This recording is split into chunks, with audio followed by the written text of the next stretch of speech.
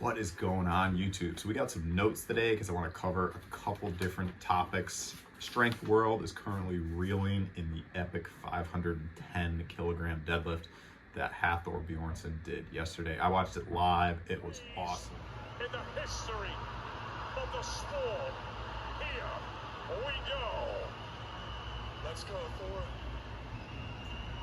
Let's go, Thor. Come on. Make some noise. World record.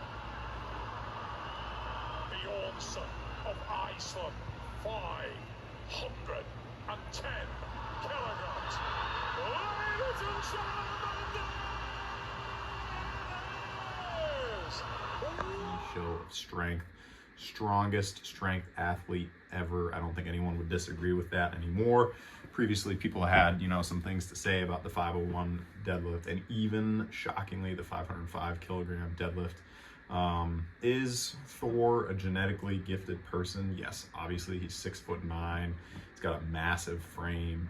But I think there's a lot of things that we can learn from Thor, because there's plenty of people that are, close to 7 foot tall. There's plenty of people with great genetics.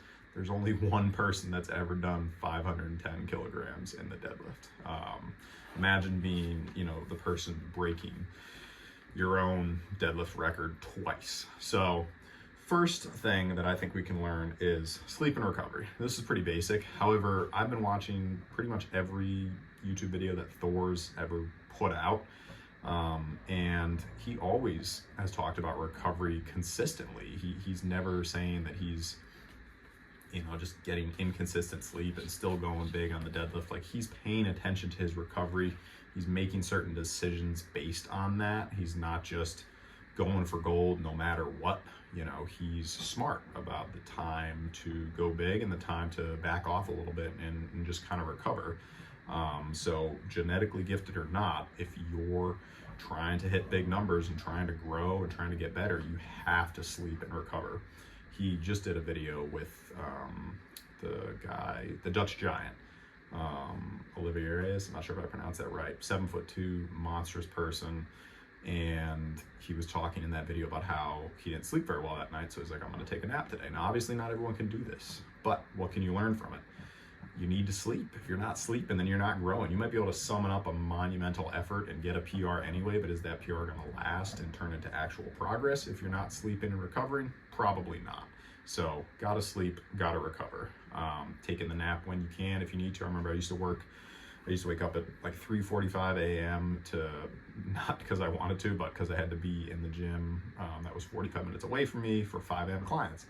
And before I would lift, I would get home at maybe 3, and then I would sleep for an hour, and then I would go to the gym. When I didn't sleep for that hour, my workout was not as good. When I did sleep for that hour, it was a pretty good workout. So you got to recover. Second, keeping your food exactly the same.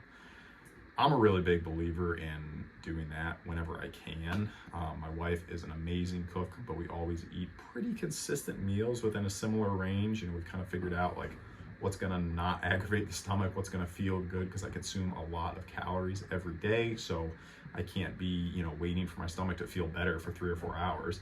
Now, Thor is 250 pounds heavier than me, so he's got to consume even more calories. I think he said he does about 8,000 calories every day in a most recent video. So he can't be waiting for stuff to digest or waiting for his stomach to feel better.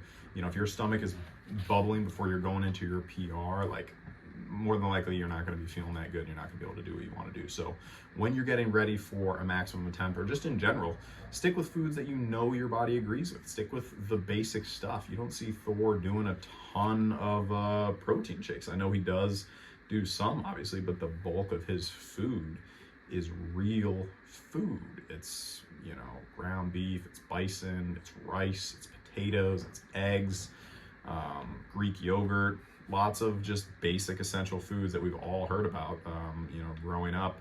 I'm not saying that I've fully grown up, just, what I'm saying. He's eating the stuff that everyone learns about as the basic building blocks of bodybuilding and powerlifting. So yeah, don't try something new right before you're about to attempt a PR. Stick to the basics. What is the hair looking like right now?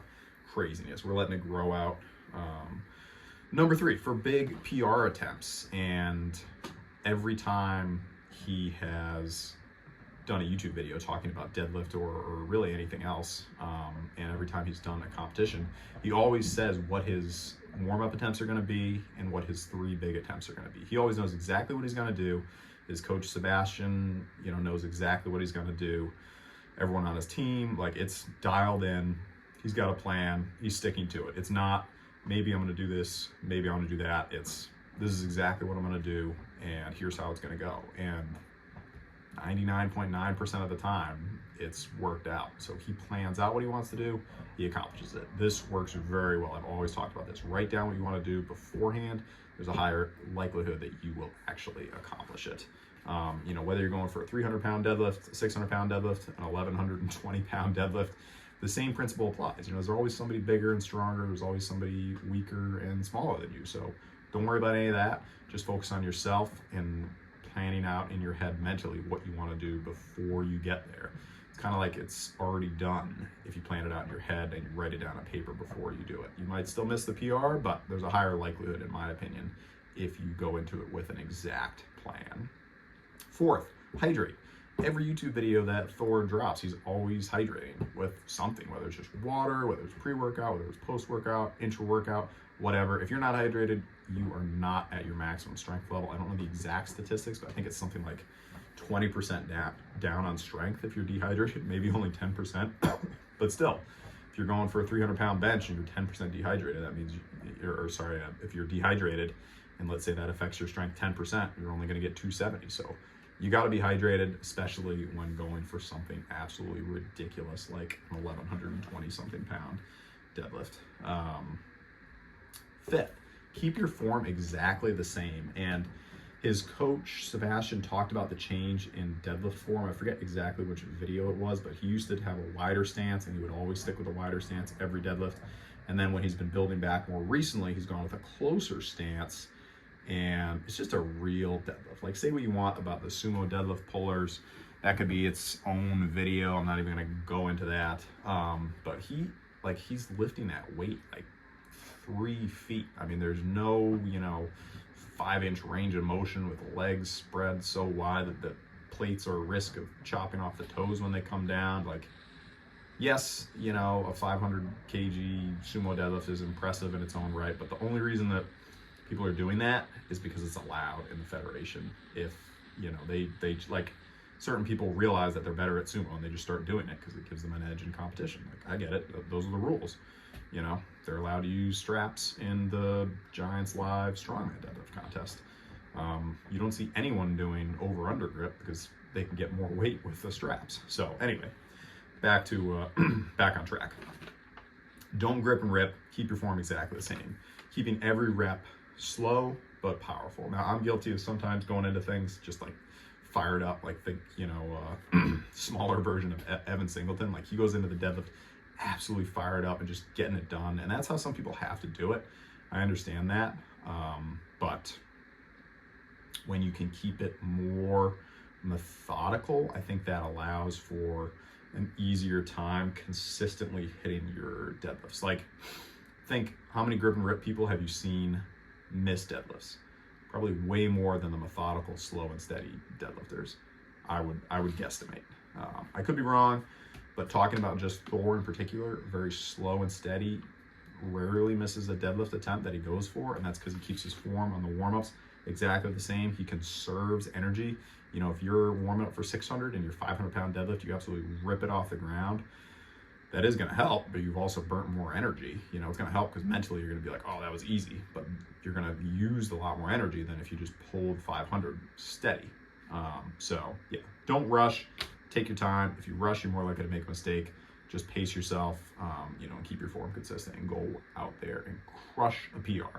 Drop a comment. What are you going to go for with your lifts this week? Anyone going for any big PRs, drop it in the comment section below.